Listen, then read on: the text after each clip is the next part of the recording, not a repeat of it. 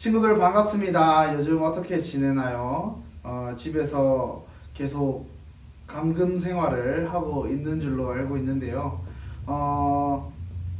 학교 과제가 많죠. 학교가 개학이 미뤄지면서 온라인 강의와 과제들이 많은데 전도사님도 역시 그렇게 생활하고 있습니다. 전사님도 개강이 늦춰지면서 과제를 대체함으로써 수업을 대신하고 있고요. 이번 주부터는 온라인 강의가 시작돼서 그 온라인 강의를 들으면서도 또 과제를 해야 하는 그런 상황 속에 있습니다. 항상 바쁘게 지내고 있고 우리 친구들을 위해서 함께 기도하고 있습니다. 하루빨리 다시 이 자리에 나와서 함께 예배할 수 있으면 좋겠습니다. 오늘 본문 말씀은요, 예수님께서 예루살렘에 들어오셔서 성전을 청소하는 장면이 나옵니다.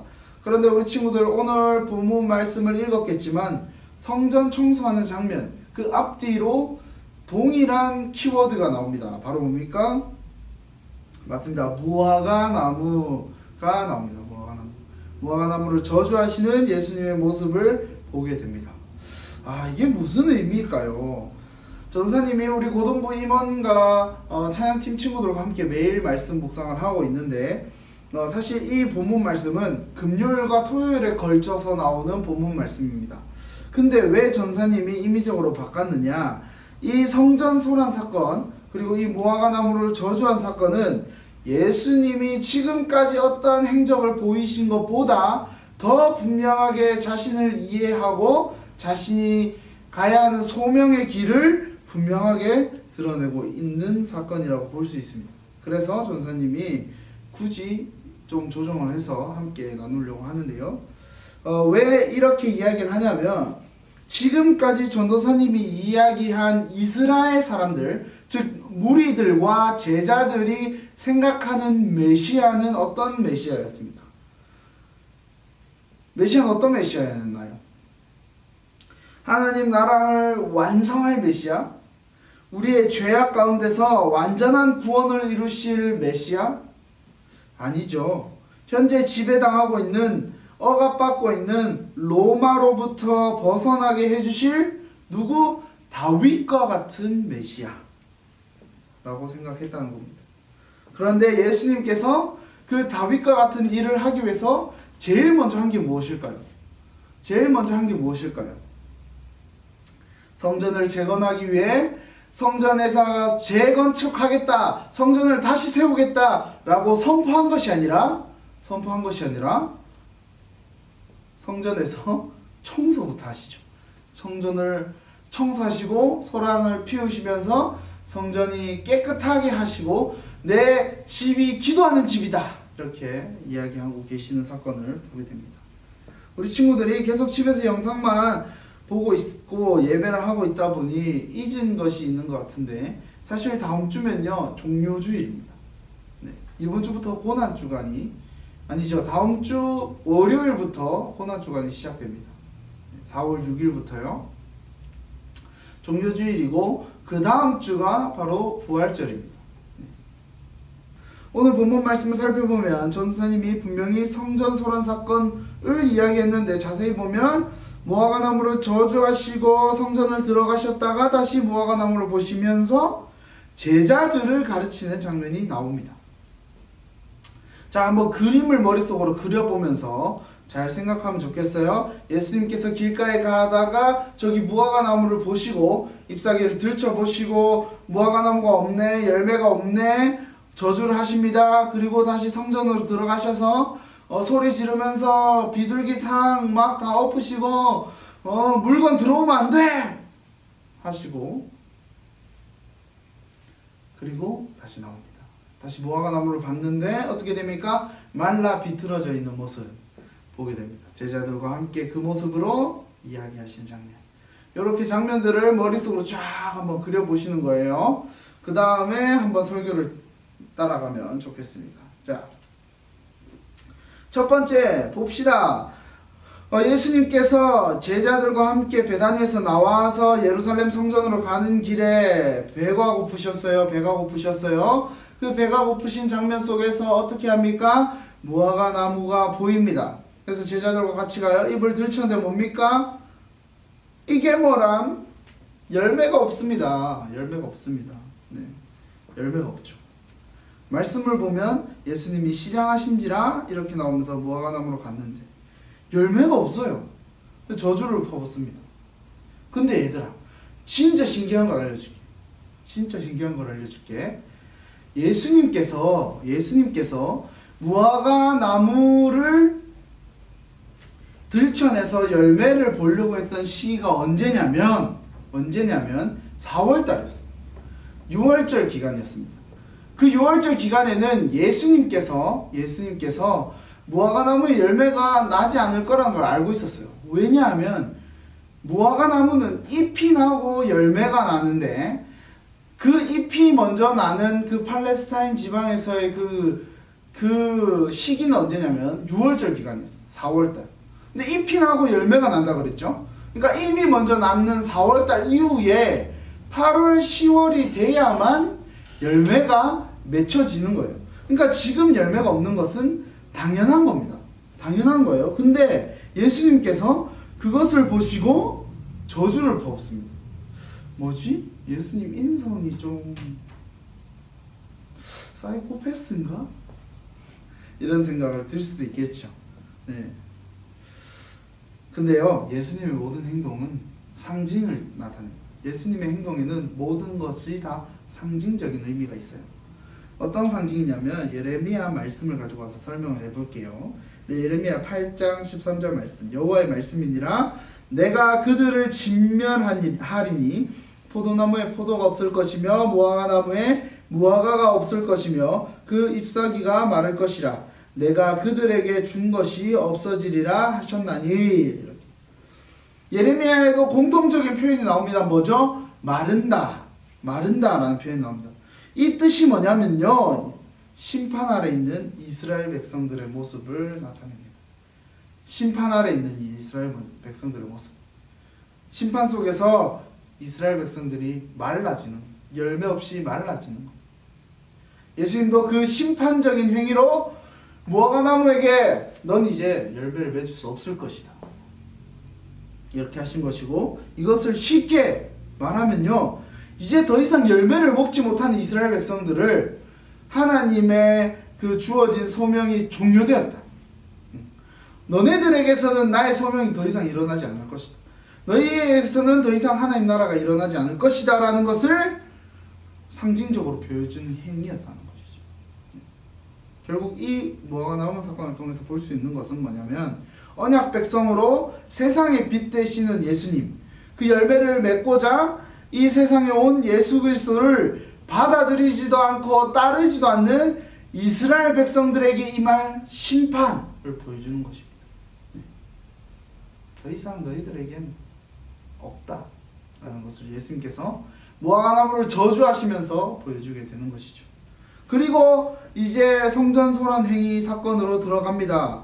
예수님께서 성전의 잡상인과 운반하는 짐을 모두 막아버리시죠. 17절에 뭐라고 얘기합니까? 이에 가르쳐 이르시되 기록된 바 내 집은 만민이 기도하는 집이라 칭함을 받으리라고 하지 아니하였느냐? 너희는 강도의 소굴을 만들었도다 하시매.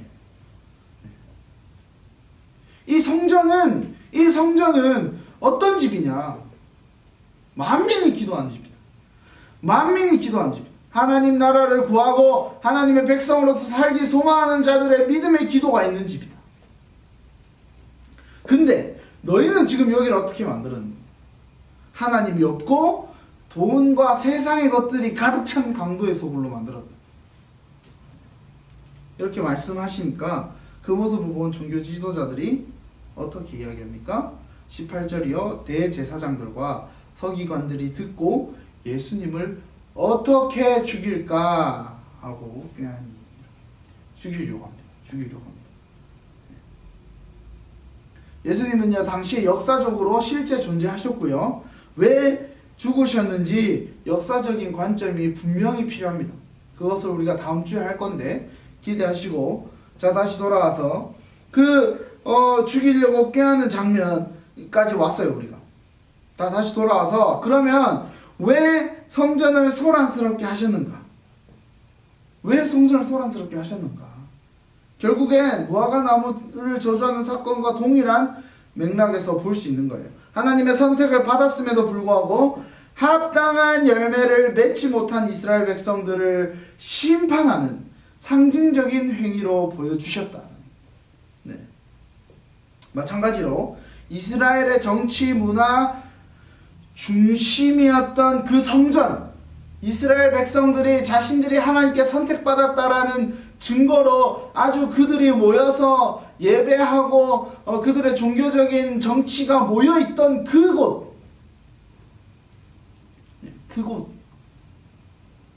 그곳이었던 성전을 예수님의 행위 역시 열매 없는 이스라엘 위에 하나님의 심판으로 상징적으로 보여주고 있다.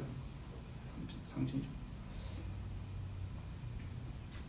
그러고 나서 다시 무화과 나무를 보러 나옵니다. 베드로가 이렇게 말하죠. 21절에 베드로가 생각나서 여짜오되 랍비여 보소서 저주하신 무화과 나무가 말랐나이다. 이것은 어떤 모습을 보여주냐면 예수님의 성취적인 능력 보여줍니다. 예수님이 성취하신다는 거. 다시 말해서 예수님께서 하신 모든 예언이 반드시 이루어진다. 반드시 이루어진다라는 겁니다. 그리고 이어진 상황 속에서 성전이 무너진 상황, 그 가운데 하나님에 대한 믿음을 가르쳐주고 있는 겁니다. 하나님에 대한 믿음. 그 이후에 이렇게 얘기하죠. 내가 진실로 너희에게 이르노니 누구든지 이 산더러 들려 바다에 던져지라 하면 그 말하는 것이 이루어질 줄 믿고 마음에 의심하지 아니하면 그대로 되리라. 그러므로 내가 너희에게 말하노니 무엇이든지 기도하고 구하는 것은 받은 줄로 믿으라. 그리하면 너희에게 그대로 되리라.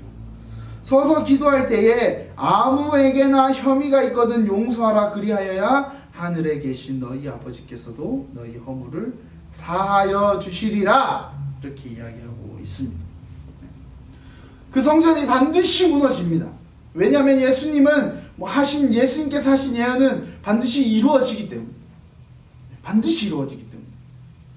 그 이루어진 상황 속에서 예수님이 그 무너진 성전 외에 우리가 이제 살아가야 될 그 삶 속에서 하나님에 대한 믿음이 어떻게 이루어져야 되는지를 분명하게 이야기하고 있습니다.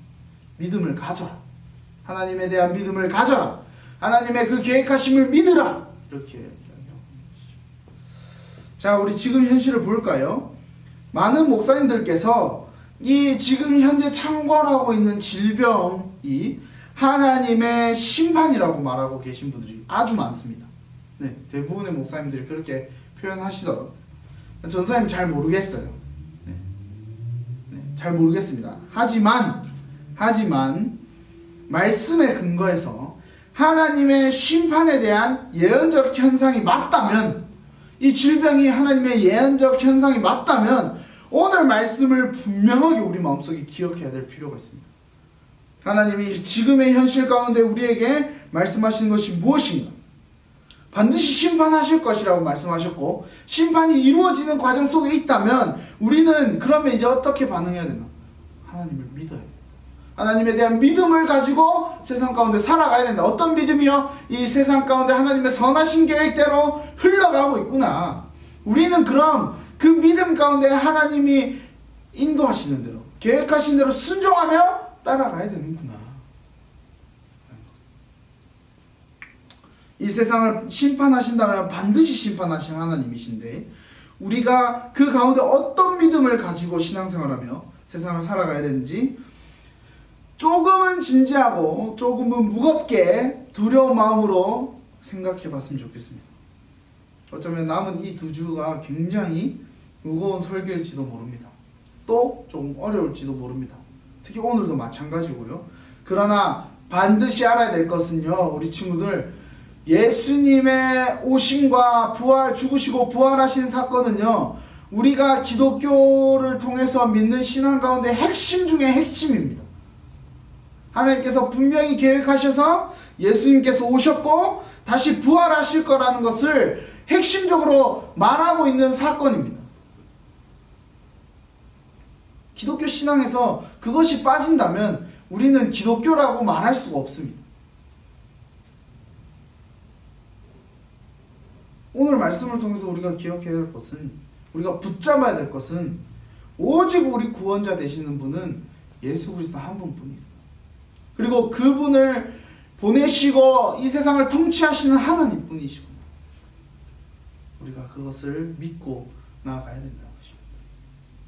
오늘 말씀을 통해서 우리 하나님께 믿음을 구하는 우리 고등부 친구들 되기를 소망합니다. 기도하겠습니다.